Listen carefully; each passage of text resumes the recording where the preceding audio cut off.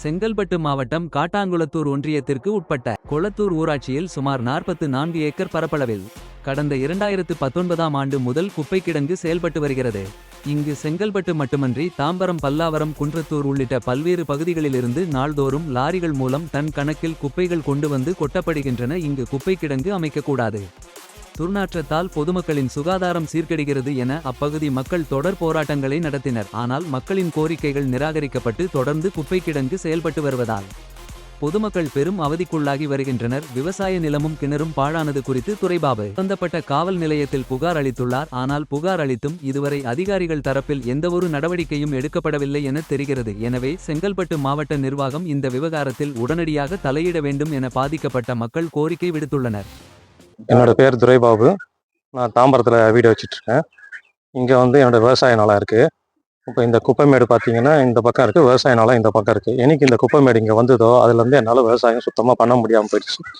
உள்ள 4 கிணறு இருக்குது. 4 கிணறுமே கழிவு நீராக மாறி போய் குடிக்கிறதுக்கும் யூஸ் பண்ண முடியல, விவசாயத்துக்கும் யூஸ் பண்ண முடியாமல் போயிடுச்சு.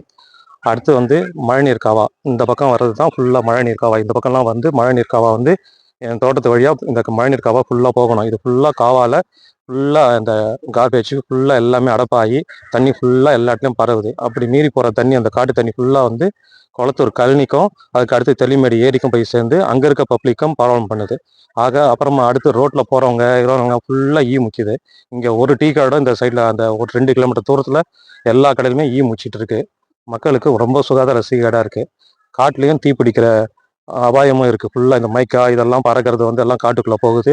பின்னால் பாதிப்பு மனுஷங்களுக்கும் மிருகங்களுக்கும் எல்லாத்துக்குமே பாதிப்பாக இருக்குது. மயிலுங்களும் இங்கே இருக்குது, அதுக்குமே பாதிப்பு தான்.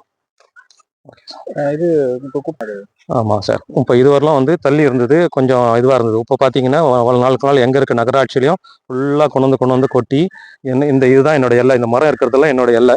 இந்த பக்கத்துலேருந்து அப்படியே அவங்க கொட்டி உள்ள